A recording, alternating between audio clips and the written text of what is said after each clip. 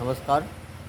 আজি আমাৰ 4 নম্বৰ দিন আছিলে আমাৰ পদযাত্ৰাৰ। আমি 10 তাৰিখৰ পৰা ওলাই আহিছিলোঁ। আজি আমাৰ 4 নম্বৰ দিন। আজি আমি আহি পালোঁ এতিয়া অভয়পুৰী ধৰ্মপুৰ সত্ৰ আৰু শ্ৰী শ্ৰী শ্যামৰাই বিগ্ৰহ ইয়াত পালোঁ। আমি ৰাতিটো কটাম বুলি আশা কৰিলোঁ। ইয়াতে মানে কমিটিৰ লগত কথা পতা গ'ল আৰু ইয়াৰে মানে জীয়াৰী আমাৰ শুৱালকুছিত বিয়া হৈছে।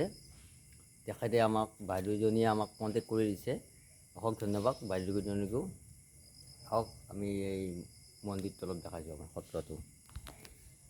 আমাৰ এতিয়া প্ৰায় ৰাতি সন্ধিয়া 8:30 হৈ গ'ল। 35 হ'ব এতিয়া।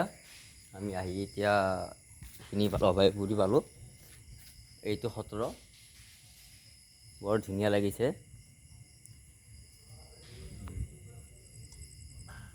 সকলোৰে ভৰিবিলাকৰ উপায় নোহোৱা হৈছে। এইটো কি বুজি পোৱা নাই, বাৰু অলপ দেৰিকৈ বুজি পাম। সোধা পোছা কৰিলে, কথা পাতিলে কমিটিৰ মানুহ আহিব। আৰু এইটো সত্ৰ আমাক থাকিব দিছে এইটো ঘৰত আমাক থাকিব দিছে। এইটো ঘৰত থাকিম আমি। বৰ বেয়া জেগা নহয়, বৰ ধুনীয়া জেগা। ধন্যবাদ। আপোনালোকৰ মৰম আশীৰ্বাদ পাওঁ বুলি অসমবাসী ৰাইজৰ আশা থাকিল আৰু ধন্যবাদ।